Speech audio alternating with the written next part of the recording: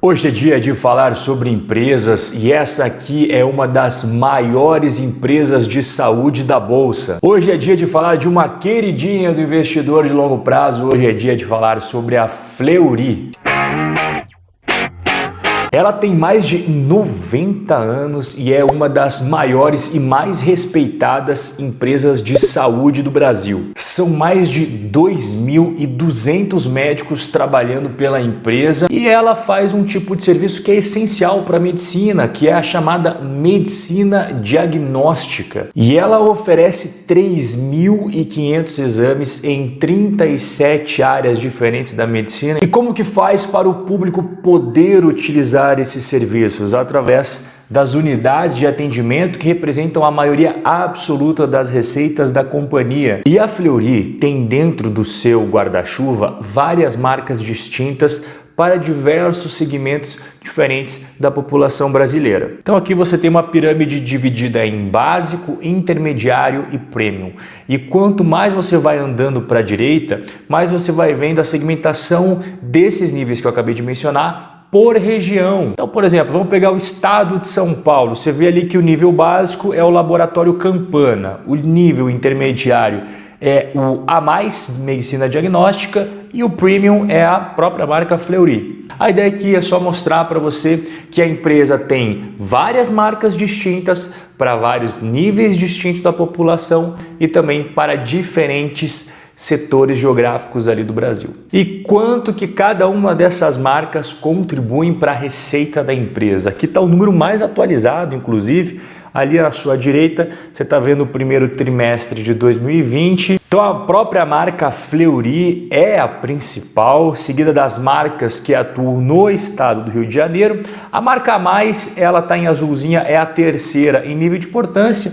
E aí, por último, vem as marcas regionais. Mas não é apenas através do atendimento ao consumidor final que a Fleury ofere receitas. Ela também tem uma operação considerável em hospitais, mais ou menos 25 centros médicos hospitais, inclusive alguns bem renomados aí que você está vendo na tela, como por exemplo o Hospital Sírio-Libanês, o Hospital Oswaldo Cruz. E ela tem uma partezinha bem pequena do seu modelo de negócios, que são as operações Lab to Lab. O que é isso? Bom, tem laboratórios a rodo no Brasil, essa que é a grande verdade. Só que a maioria são laboratórios bem pequenininhos. E esses laboratórios pequenininhos, eles não têm os instrumentos e a tecnologia necessária para fazer exames mais complexos. Então o que eles fazem?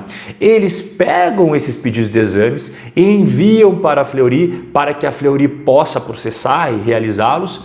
E a Fleury devolve os resultados, obviamente cobrando uma taxa desses pequenos laboratórios. E hoje a Fleury, ela oferece esses testes de alta complexidade para mais de 600 laboratórios em todo o Brasil. Todos daí que está pintado em cinza são os clientes da Fleury neste nicho específico. Bom, a gente viu lá como é que foi a questão do faturamento dos atendimentos ao público, e quando a gente vem aqui para essas operações em hospitais e também para as operações Lab to Lab, a gente teve uma variação positiva em ambos. Cresceu 4,4% dos hospitais e cresceu 9,2% no Lab to Lab. Então a gente teve um crescimento nas receitas do atendimento direto ao consumidor e também nas operações em hospitais e nas operações Lab to Lab. Mas como que é a receita histórica da Fleury? Aqui está a receita líquida de 2010 até o ano de 2019 em milhões de reais. A gente percebe claramente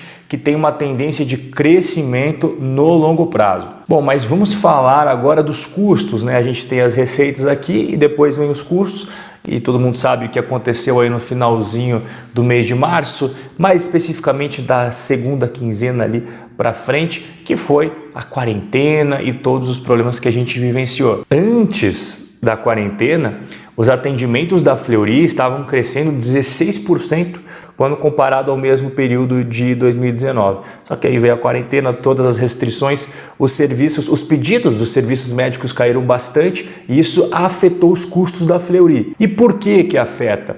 Porque a Fleury estava preparada para um volume bem maior de serviço. E aí a estrutura dela acabou, digamos, ficando meio que ociosa. Os custos permaneceram ali, só que as pessoas não estavam consumindo de acordo com o que a Fleury esperava. E março é o mês mais importante do primeiro trimestre da Fleury, então acabou impactando negativamente porque não teve como dar aquela eficiência bacana nos custos, porque você não conseguiu diluir ele em maiores números de atendimentos. Os gastos com o pessoal e os serviços médicos subiram 8,8%, os gastos com aluguéis, manutenções e tecnologia da informação subiu 12% e os gastos para fazer os materiais de exames e tudo mais, subiu 20%. Então, quando a gente olha o custo total aí dos serviços prestados, a gente percebe que teve uma variação, um crescimento de 10,3%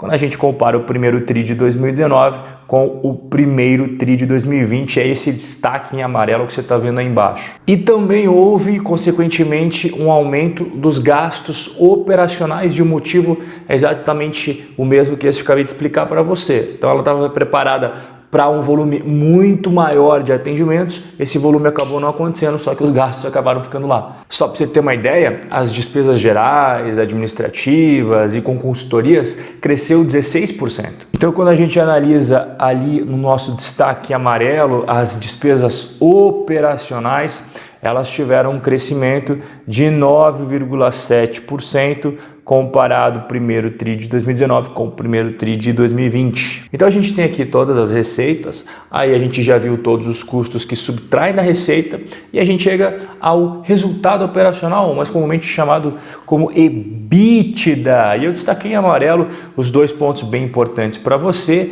que foi a redução de 16,7%, o EBITDA caiu de 235 milhões para 195 milhões e 900 mil reais e a margem EBITDA também teve uma quedinha, ela antes era de 33,6% no primeiro TRI de 2019 e passou para 27,4% no primeiro TRI de 2020. E após os resultados operacionais, a gente tem o resultado financeiro, que ali entra as receitas financeiras das aplicações que a empresa tem e sai as despesas financeiras com gastos em juros. E o resultado financeiro teve uma variação negativa de 17%. No primeiro trimestre de 2019, ele havia sido 24 milhões de reais negativo. Só que no primeiro TRI de 2020, ele foi 29 milhões de reais negativo. E aí, após o resultado financeiro, você tem o pagamento de imposto de renda, você tem o pagamento da contribuição social sobre o lucro líquido e você chega ao lucro líquido, que é o que todo investidor quer saber no final do dia. E o lucro líquido teve uma redução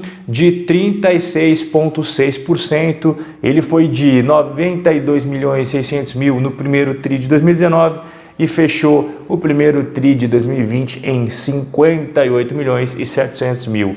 E a margem líquida também acabou caindo de 13,2% para 8,2%. Bom, você já viu os motivos que levaram essa redução do lucro, mas analisar um trimestre só acaba ficando um pouco complicado, até mesmo porque o primeiro TRI de 2020 teve uma série de excepcionalidades. Então o investidor de longo prazo, ele gosta sempre de pegar longos horizontes de tempo. E aqui eu plotei para você o lucro líquido histórico da Fleury. Então aqui você tem de 2010, passando por todos esses anos que estão na tela, chegando até o anualizado fechadinho de 2019. Bom, vamos falar então agora do endividamento da empresa. A dívida bruta da Fleury apresentou um crescimento de 49,5%. Então vamos recapitular aqui, né? Em dezembro de 2019, a Fleury fez uma captação de 500 milhões de reais. Aí em março de 2020 ela fez outra captação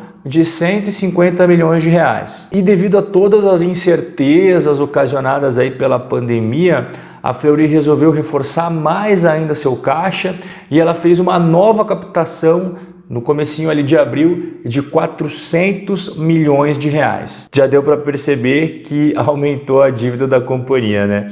Então, aqui na tela tá para você a primeira linha, é a dívida bruta, que cresceu 49,5%, igual mencionei agora há pouco, tá em 1 bilhão 692 milhões de reais. Só que daí você tem um caixa de 803 milhões de reais. Isso significa que você pega a dívida bruta, você subtrai todo o caixa e você chega à dívida líquida, que atualmente é de 888 milhões de reais. Rob, isso é muito? Isso é pouco? Eu sempre menciono no canal e não me canso de repetir que o melhor indicador para você analisar a capacidade de pagamento de dívida de uma empresa é a dívida líquida divididos pelo EBITDA. E aí você chega à relação 1,1 vez, que eu até deixei destacado ali em cima em preto, que basicamente significa o quê? Que a Fleury ela precisa de 1 ano e um tempinho, um pouquinho a mais ali, para poder pagar toda a sua dívida líquida com os resultados operacionais. A gente já viu o lucro, a gente já viu o endividamento e a gente não pode deixar de ver o fluxo de caixa, que é o que faz girar todas as operações do dia a dia. E no primeiro trimestre de 2020, o fluxo de caixa operacional apresentou um crescimento de 20%, chegou a 131 milhões de reais. E a gente tem aqui o fluxo de caixa operacional e aí a gente desconta todos os gastos que a empresa tem com o CAPEX, que são aqueles investimentos necessários para a empresa se manter competitiva no mercado. Só que esse CAPEX aqui, ele foi um pouquinho menor no primeiro TRI de 2020. Então, o que isso significou na prática nesse trimestre? Que o fluxo de caixa livre, que é o operacional menos o CAPEX, ele acabou crescendo 49%. Por quê? Porque você teve uma melhora do fluxo de caixa operacional e também um menor gasto com CAPEX. Então aqui está na tela para você, olha só, o fluxo de caixa das atividades operacionais passou de 108 milhões no primeiro TRI de 2019 para 131 milhões no primeiro TRI de 2020. E qual que é o histórico do fluxo de caixa operacional da Fleury? Está aqui na tela para você, do ano de 2010 até o ano de 2019. E fica claro o crescimento no longo prazo do fluxo de caixa operacional da companhia. E agora a gente vai falar daquilo que todo investidor gosta de ver no extrato da sua corretora quando abre o home broker, que são os dividendos. E eu separei para você de 2010 até 2019.